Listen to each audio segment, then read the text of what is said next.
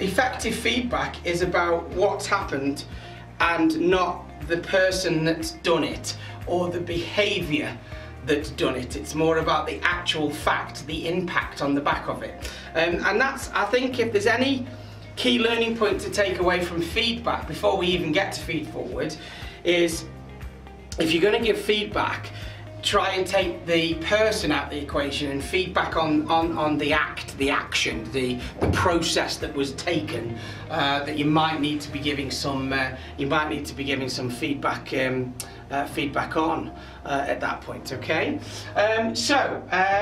never criticise the person, always criticise the action. The word criticise isn't great, to be honest, but you know where I'm coming from.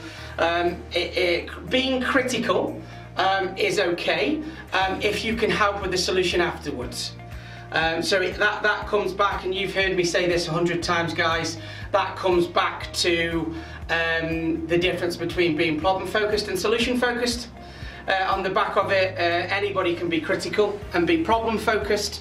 Can you be critical and solution focused on the back of it, which is you know, picking something up, being critical of it, and then helping to find that solution with them going forward. And when I say helping, I don't mean finding the solution. It might be facilitating their thinking so they come up with the solution, but it's just being that little bit more useful.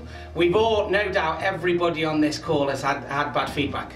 Everybody on the call has had bad feedback. One of the worst things you can do when providing effective feedback is let your emotions come into play. Effective feedback shouldn't be about the person, it should be about the action. So, as you guys know, which I've done a number of times on these sessions, we are emotional beings, thinking, emotions, actions, results. So for me to say, take the emotion out of it, it's actually quite difficult. It's actually quite difficult. Just had a couple more people join, there you go, a few minutes in. It's actually quite difficult to do that. And the reason for that is we are emotional beings.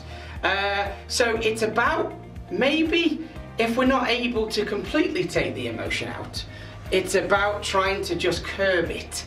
Because sometimes we want to give feedback, not necessarily for the right reason, and we're going to come on to that in a moment. And then, how do we feed forward? Because if we can feed forward properly, there's a less of a need for feedback afterwards. There's always going to be a bit, there's always going to be some feedback, but if we get the feed forward bit right, we're going to be okay.